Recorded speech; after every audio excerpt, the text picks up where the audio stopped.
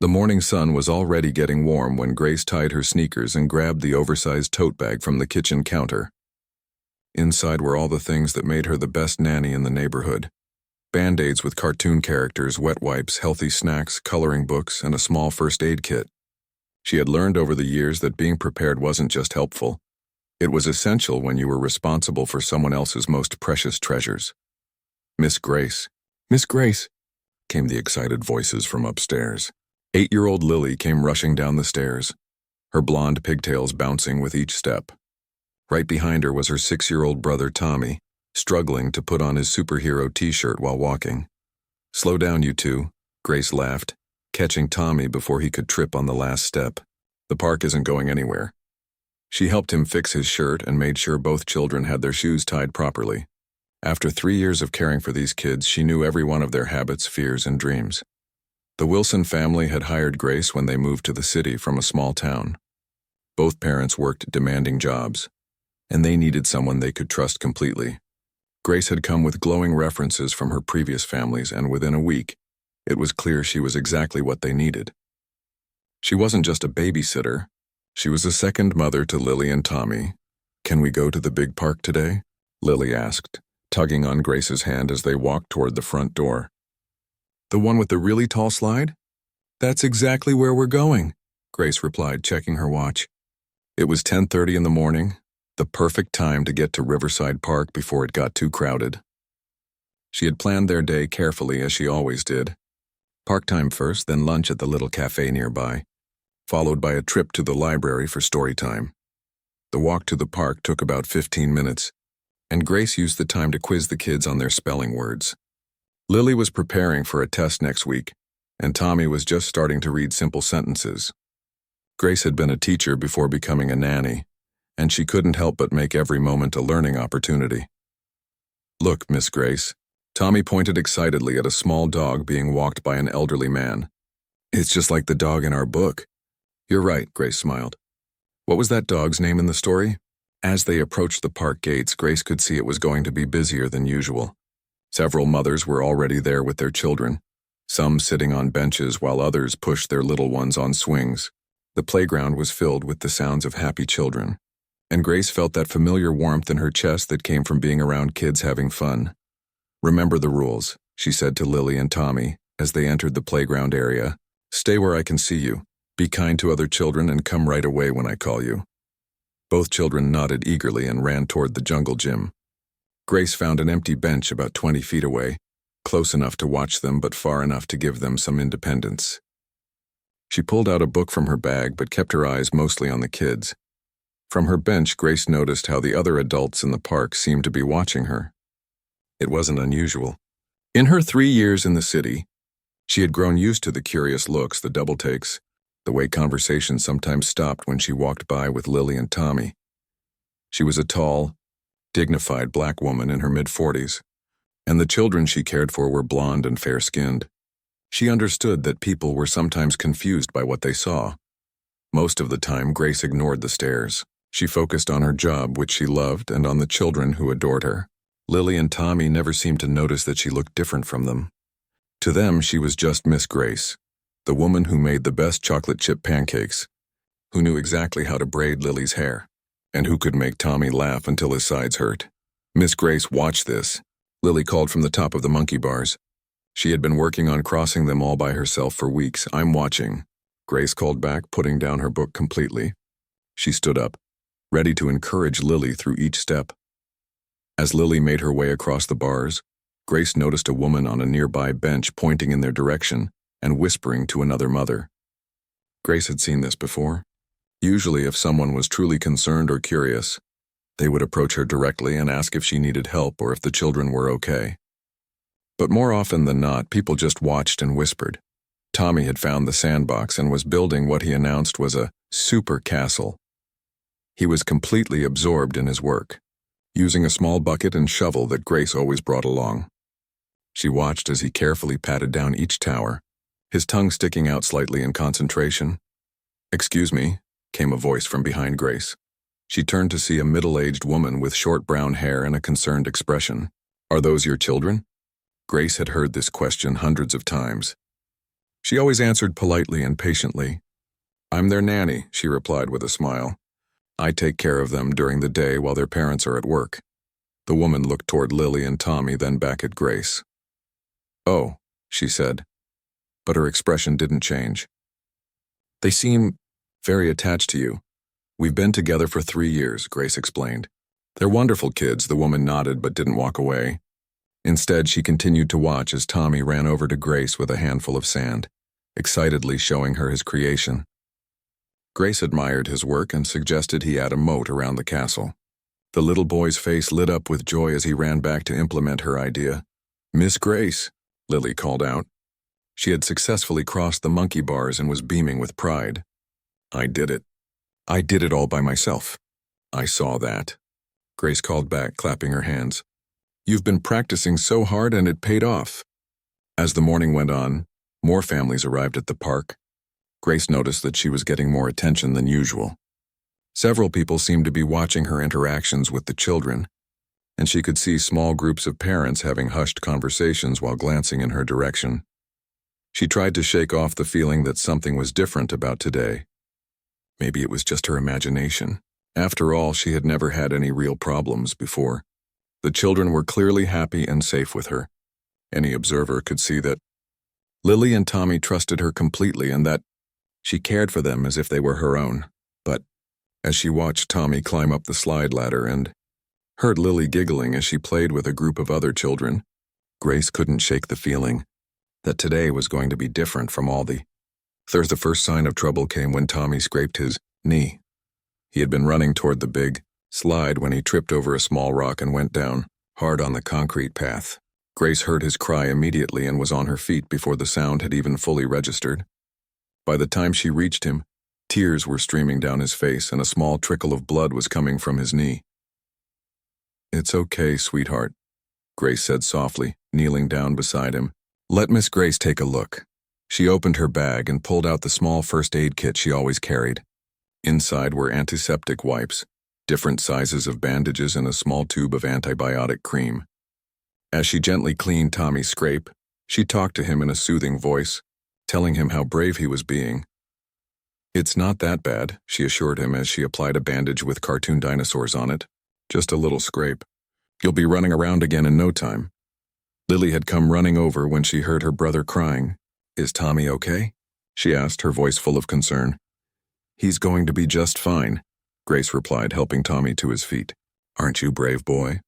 Tommy nodded, already feeling better now that his knee was taken care of. "Can I still go on the slide?" he asked hopefully. "In a few minutes," Grace said. "Let's sit down for a little bit first and make sure you're feeling steady." As they walked back toward the bench, Grace noticed that several parents had stopped what they were doing to watch the scene unfold. She saw the same woman from earlier talking animatedly to another mother, both of them looking in Grace's direction. Grace tried to ignore them and focused on getting Tommy comfortable on the bench. She gave him a small bottle of water and a package of crackers from her bag. "Here you go," she said. "This will help you feel better." "Miss Grace," Lily said, climbing up onto the bench next to her. "Why is that lady staring at us?" Grace looked up to see that the woman from earlier was indeed staring quite openly now. When their eyes met, the woman quickly looked away, but she didn't stop talking to the other mothers around her. "Some people are just curious," Grace explained to Lily, though she was starting to feel genuinely uncomfortable now. Don't worry about it, but she was worrying about it. In her 3 years of caring for Lily and Tommy, she had never felt this level of scrutiny.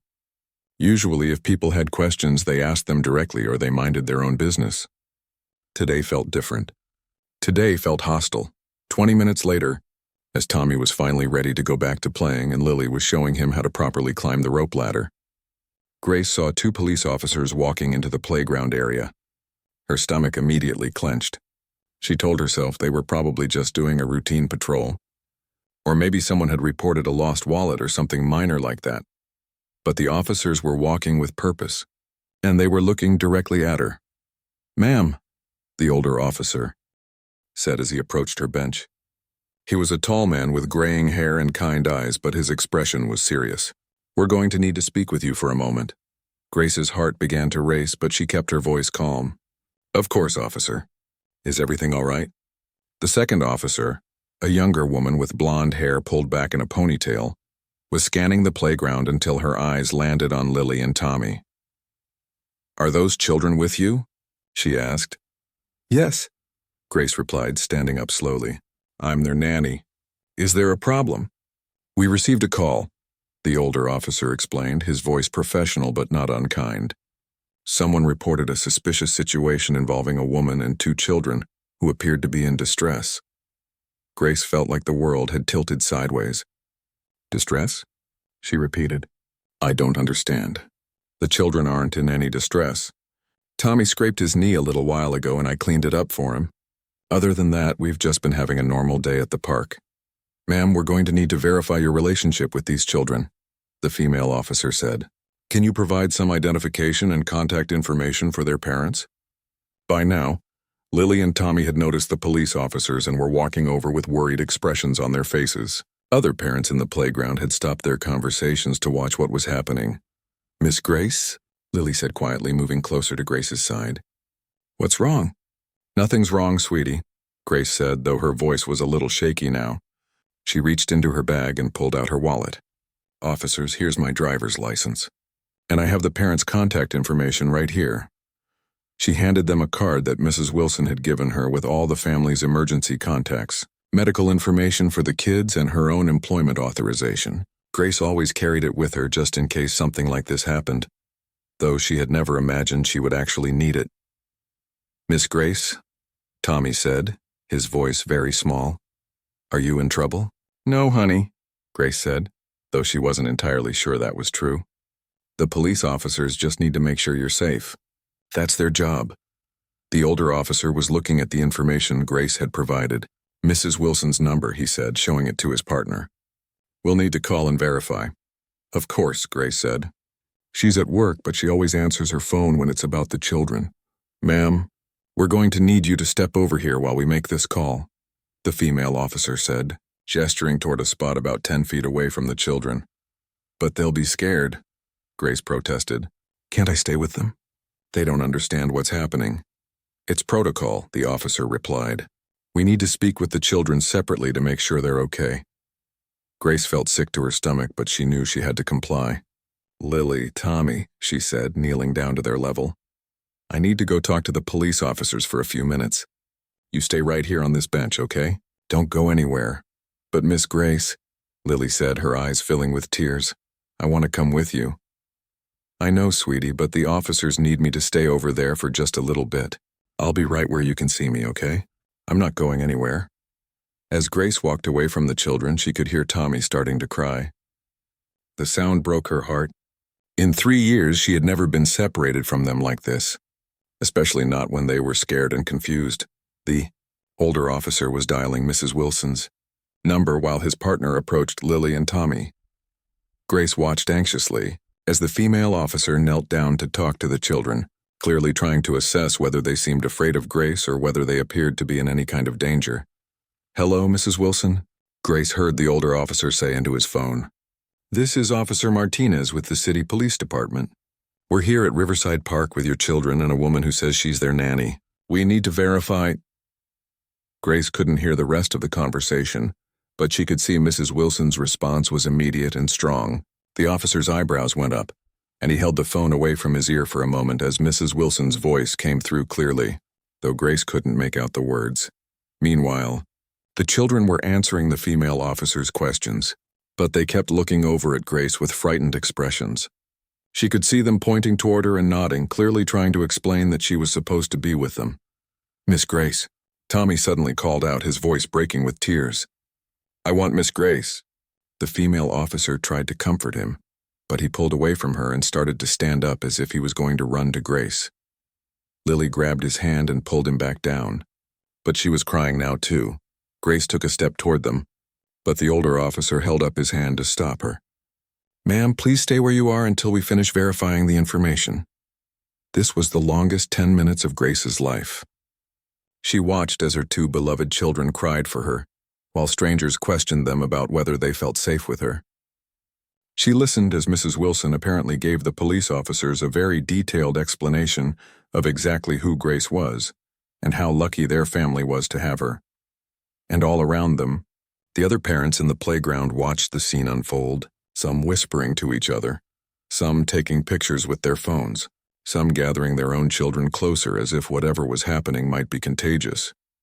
Grace had never felt so humiliated, so angry, and so heartbroken all at the same time. But the worst part was watching Lily and Tommy's confusion and fear, knowing that this entire situation could have been avoided if someone had simply approached her directly instead of calling the police on a woman whose only crime was taking care of children while being black. Well, they waited for Mrs. Wilson to arrive. The officers continued their investigation, and Grace found herself answering questions she never thought she would have to answer. "How long have you been working for the Wilson family?" Officer Martinez asked, his pen poised over a small notebook. 3 years this October, Grace replied, her voice steady despite the turmoil she felt inside. "I started when they moved here from their hometown in Ohio." "And how did they find you?" Officer Chen, the female officer, asked as she returned from talking to the children. "Through Elite Child Care Services," Grace explained. "It's an agency that specializes in professional nannies. They did a complete background check, verified my references, and interviewed me extensively before recommending me to the Wilson family." Officer Martinez was writing everything down. "Can you tell us about your background? What did you do before becoming a nanny?" Grace took a deep breath. This was always the part that surprised people. "I was a school principal for 15 years. Before that, I taught elementary school for 10 years. Both officers looked up from their notes. "You were a principal?" Officer Chen asked, clearly not expecting this answer. "Yes," Grace said, standing a little straighter. "I was the principal of Riverside Elementary School in Millbrook, Alabama. Before that, I taught 3rd grade at the same school." "What made you leave education to become a nanny?" Officer Martinez asked, genuine curiosity in his voice now. Grace glanced over at Lily and Tommy, who were still sitting on the bench, watching her with worried eyes. Every few seconds, one of them would wave at her and she would wave back, trying to reassure them that everything was going to be okay. "My mother developed dementia," Grace explained quietly. "She lived alone in Alabama, and I needed to move back home to take care of her. I took a leave of absence from my job. But when the leave was up, I had to make a choice between my career and my mother. I chose my mother." The officers exchanged a look. This was clearly not the story they had been expecting to hear. "I cared for her for 2 years," Grace continued. "When she passed away last year, I decided I needed a fresh start somewhere new. I had always loved working with children, and I had enough savings to relocate. The nanny position seemed like a perfect way to combine my love for kids with a complete change of scenery." "You were overqualified for a nanny position," Officer Chen observed. Grace smiled sadly. "On paper, yes, but qualifications don't always matter when you're dealing with grief and trying to rebuild your life. The Wilson family needed someone they could trust completely with their children. I needed a purpose and a fresh start. It worked out perfectly for all of us." Officer Martinez was still writing. "The agency that placed you, Elite Child Care Services, they verified all of this?" "Everything," Grace confirmed. "They contacted my former school district, spoke with parents from my classes, verified my educational credentials, ran criminal background checks, checked my driving record, and even contacted character references going back 20 years. Mrs. Wilson can give you their contact information if you need to verify any of this." From the bench, Tommy called out, "Miss Grace, are you coming back soon? I want to show you my sandcastle." "I'll be right there, sweetheart," Grace called back, her heart aching at the confusion in his voice. Officer Chen walked over to check on the children again, and Grace could hear her asking them questions in a gentle voice. "Can you tell me about Miss Grace?" the officer asked Lily. "She's the best nanny in the whole world," Lily replied without hesitation. "She helps me with my homework every day, and she makes funny voices when she reads us stories. She knows how to braid hair really good, and she always puts Band-Aids on our scrapes." "Are you ever scared of Miss Grace?" Officer Chen asked. Both children looked at her as if she had asked the strangest question in the world. "Scared of Miss Grace?" Tommy repeated, his voice incredulous. "Why would we be scared of Miss Grace? She takes care of us. She makes us breakfast and helps us get ready for school and plays games with us. Has Miss Grace ever been mean to you or hurt you?" the officer continued. "No," Lily said emphatically. "Miss Grace is never mean. Sometimes she gives us timeouts when we don't listen, but she's never mean about it. She explains why we were wrong, and then we hug and everything is okay again. What did you do today at the park? Officer Chen asked. We played on the jungle gym, Tommy said, warming up to the conversation now that it was about their day instead of scary questions. And I built a super castle in the sandbox. And Lily did the monkey bars all by herself. Miss Grace watched me the whole time, Lily added proudly. She was cheering for me when I made it across. And when Tommy got hurt, Miss Grace fixed him up right away, Lily continued. She always has Band-Aids in her bag. And snacks. And wet wipes. And books in case we get bored. Officer Chen rejoined Officer Martinez and Grace. The children clearly adore you, she said to Grace. They seem very comfortable and safe. They are safe, Grace said firmly. I love those children as if they were my own. I would never let anything happen to them. Officer Martinez's phone rang. It's Mrs. Wilson calling back, he said, answering it. Hello, Mrs. Wilson. Yes, we're still here. Okay, we'll wait for you. How long do you think it will take you to get here? He hung up and turned to Grace. She's leaving work now. She'll be here in about 20 minutes. She says she's bringing employment documents and wants to speak with whoever called this in. Grace could imagine how angry Mrs. Wilson must be. In 3 years, Grace had never given the family a single reason to doubt her competence or trustworthiness. Mrs. Wilson had often told her friends that Grace was the best thing that had ever happened to their family. Officers, Grace said carefully, may I ask what exactly was reported? What did the caller say that made this seem like an emergency? Officer Martinez looked at his notes. The caller reported seeing a black woman with 2 white children who appeared to be distressed. The caller said it looked like the woman was trying to take the children somewhere against their will. Grace felt her jaw clench.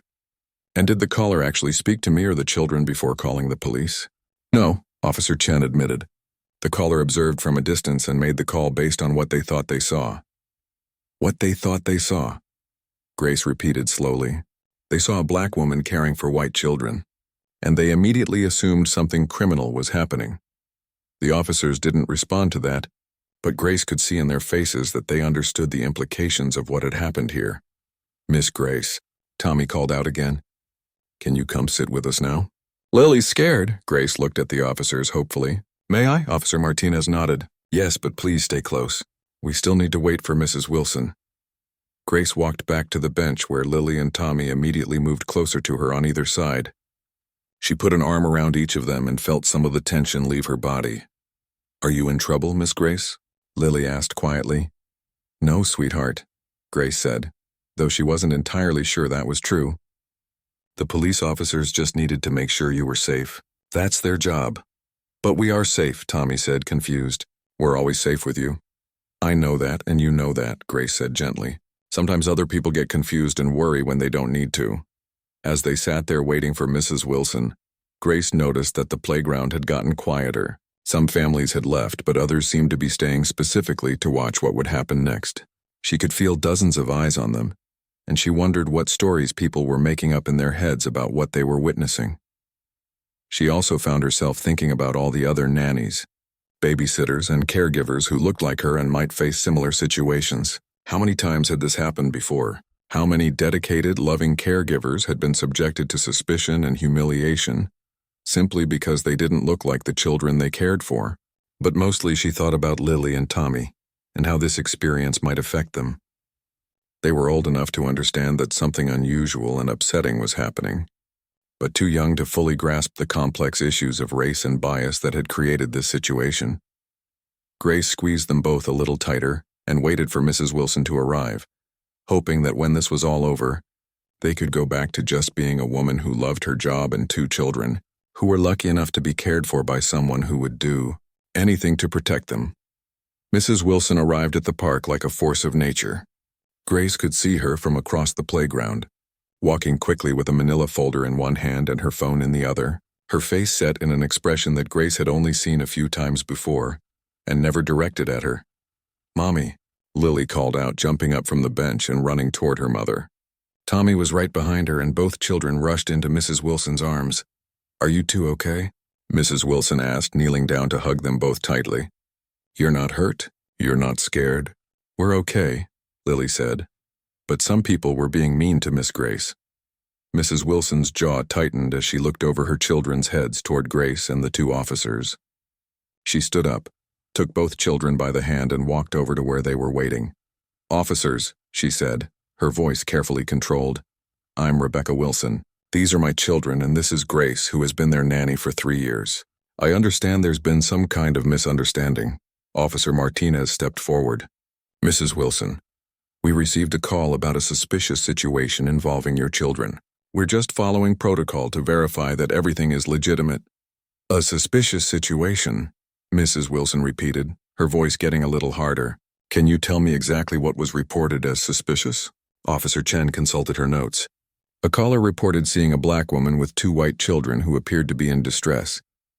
Mrs. Wilson looked around the playground, her eyes scanning the faces of the other parents who were still watching the scene unfold. "And did this caller speak to Grace or my children before deciding they were in distress?" "No, ma'am," Officer Martinez admitted. "I see." Mrs. Wilson opened the manila folder she had been carrying. "Well, let me clear up any confusion.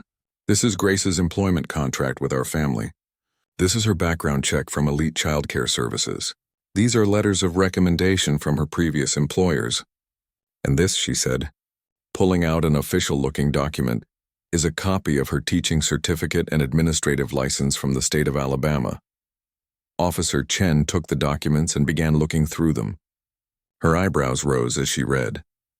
"Grace has a master's degree in education and was a school principal for 15 years. Mrs. Wilson continued. "She gave up her career to care for her elderly mother, and when her mother passed away, she moved here for a fresh start. We hired her because she's incredibly qualified, completely trustworthy and wonderful with children." "Mrs. Wilson," Grace said quietly, "you didn't have to leave work for this." Mrs. Wilson turned to Grace with tears in her eyes. "Yes, I did. Grace, I am so sorry this happened to you. I am furious that someone would call the police on you for doing the job we hired you to do." Officer Martinez was reading through the documents now. "These are impressive credentials," he said to Grace. "You were named Alabama Principal of the Year in 2019? "Yes," Grace replied simply. "And Educator of the Year for your district in 2017 and 2020? "Yes," Officer Chen was shaking her head as she read. "You left a career like this to become a nanny?" "I left to take care of my mother," Grace corrected gently. "The nanny position came later after she passed away. I needed to be around children again. It's what I love." Mrs. Wilson put her arm around Grace's shoulders. "And we are incredibly lucky to have her. Grace doesn't just watch our children. She helps them with homework, teaches them about kindness and responsibility, reads to them every night, and loves them like they're her own family.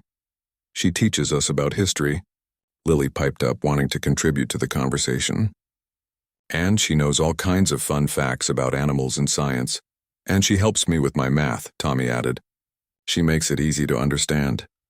Officer Martinez closed the folder and handed it back to Mrs. Wilson. "Everything appears to be in order here. I apologize for the inconvenience." "The inconvenience?" Mrs. Wilson's voice was rising now. "Officer, this isn't just an inconvenience. This is racial profiling. Someone saw a black woman with white children and immediately assumed something criminal was happening. They didn't approach Grace to ask if everything was okay. They didn't speak to my children to see if they seemed afraid or upset. They called the police based on nothing but the color of Grace's skin." Grace put a gentle hand on Mrs. Wilson's arm. "It's okay," she said quietly. "No, it's not okay," Mrs. Wilson replied firmly. "Grace, you have done nothing but take excellent care of our family for 3 years. You've never given us a single reason to question your judgment or your dedication. You've been there for every scraped knee, every bad dream, every celebration, and every challenge. And now you're being treated like a criminal for doing exactly what we pay you to do." She turned back to the officers. "I want to know who made this call. I want to file a complaint." Officer Chen looked uncomfortable. "Ma'am, we understand your frustration, but the caller was acting on what they believed to be a legitimate concern for child safety." "Based on what?" Mrs. Wilson demanded. "My children were playing happily. Grace was watching them carefully, just like any good caregiver would do. When Tommy got hurt, she immediately provided appropriate first aid. Where exactly was the threat to child safety? The officers didn't have an answer for that. Grace looked around the playground and noticed that most of the other families had left now. Only a few stragglers remained, still watching from a distance. She wondered which one of them had made the call. She wondered if they were proud of themselves for protecting children who had never been in any danger. "Mrs. Wilson," Grace said, "maybe we should just go home now. The children have been through enough for one day." But Mrs. Wilson wasn't ready to let this go. "Officers, I want you to understand something. Grace isn't just our employee. She's part of our family. When I got your call at work today, I was terrified that something had happened to my children. But when you explained the situation, I was more angry than I've ever been in my life." She knelt down to Lily and Tommy's level. "Kids, I want you to remember something.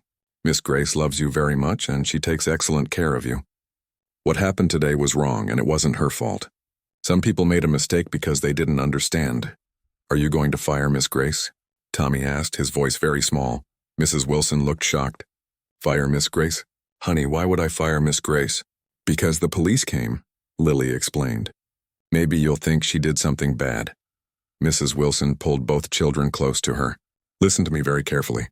Miss Grace did absolutely nothing wrong. Nothing at all. The police came because someone else made a mistake, not because Miss Grace did anything bad. She's still going to be your nanny, and she's still going to take care of you every day, okay?" Both children nodded, looking relieved. Officer Martinez cleared his throat. "If there's nothing else you need from us, we'll file our report and close this case." "What will your report say?" Mrs. Wilson asked. "That we investigated a reported suspicious situation and found no evidence of any wrongdoing," Officer Chen replied. "The children were safe and well cared for, and all employment documentation was verified as legitimate." Mrs. Wilson nodded curtly. "Thank you for doing your job. But I hope you understand that this situation highlights a serious problem with how people of color are perceived in this community." After the officers left, Mrs. Wilson turned to Grace with tears in her eyes. "Grace, I am so sorry this happened to you." Grace shook her head. "It's not your fault." "I know it's not my fault, but it is my responsibility to address it," Mrs. Wilson replied. "You shouldn't have to deal with this kind of treatment for doing a job you're excellent at." She paused, looking thoughtful. "You know what? I think it's time for a change."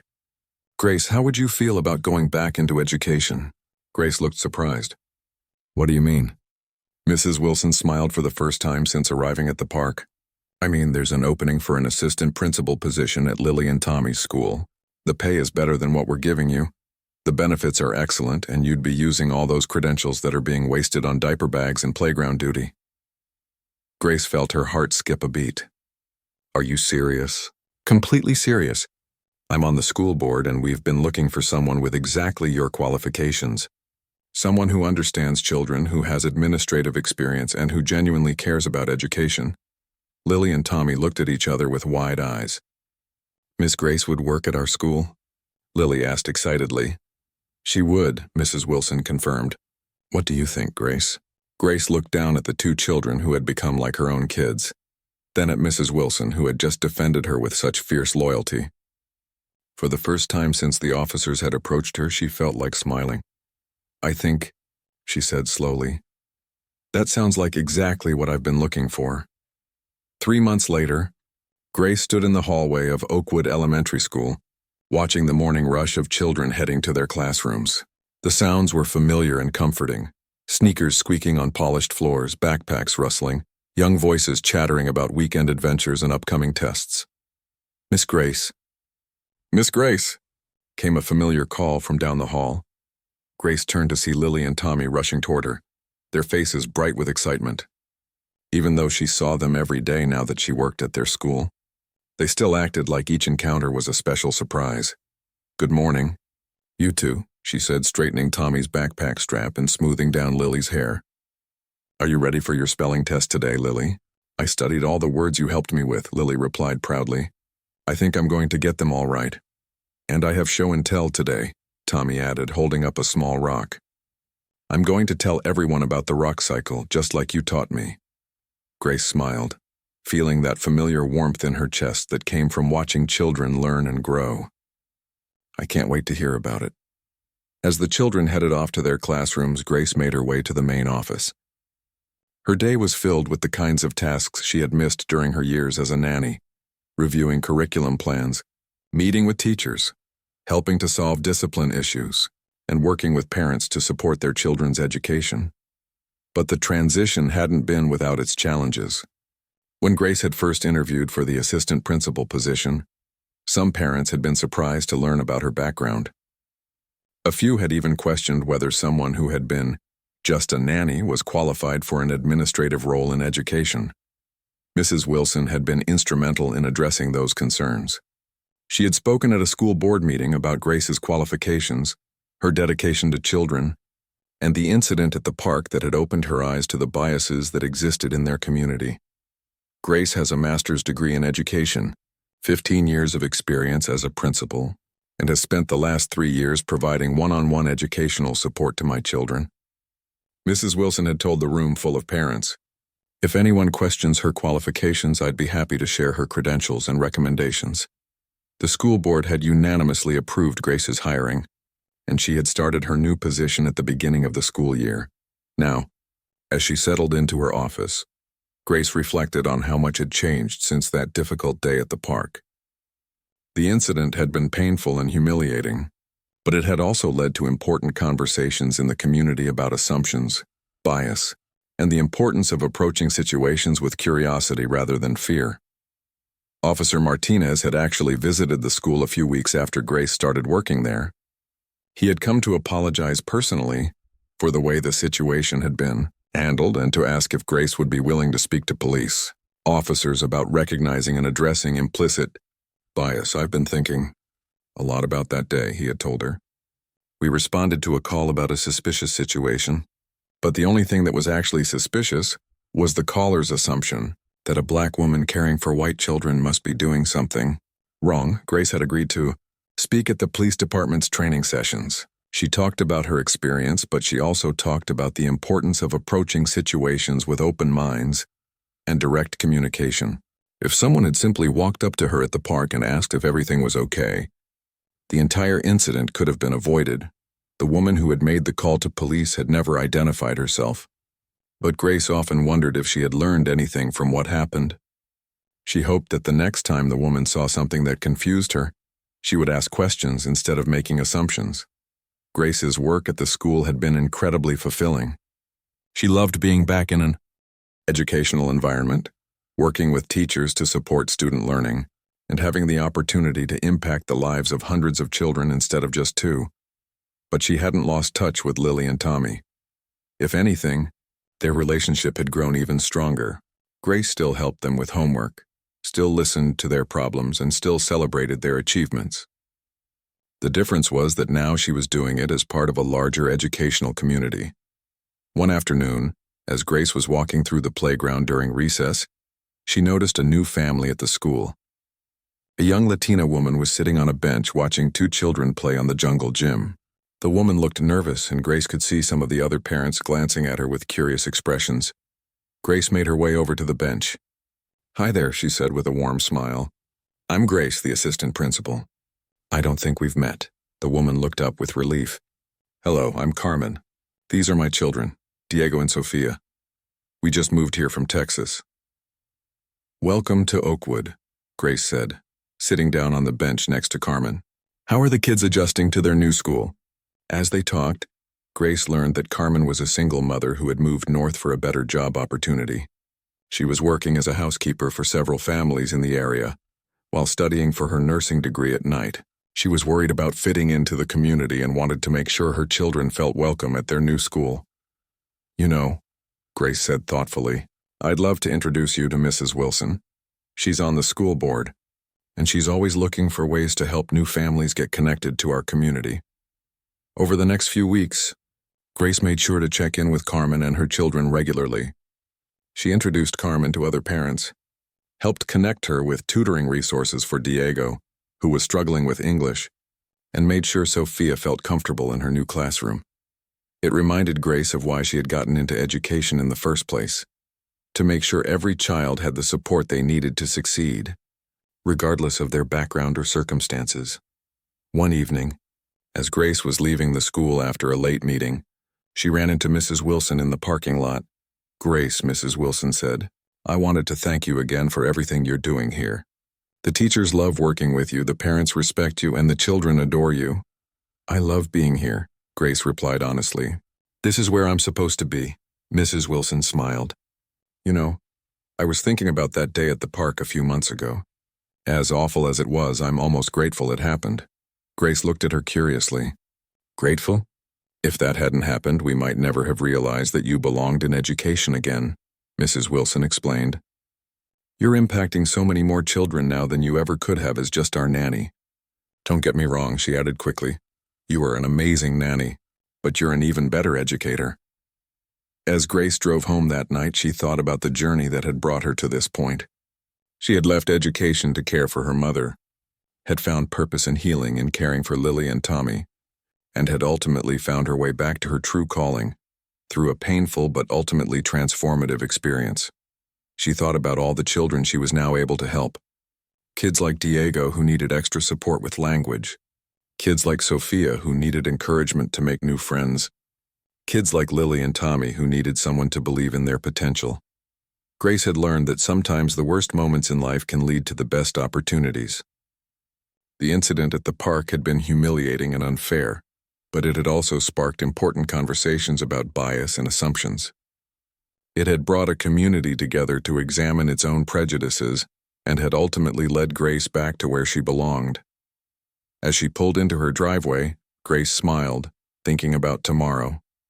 There would be children to encourage, teachers to support, problems to solve, and lives to impact.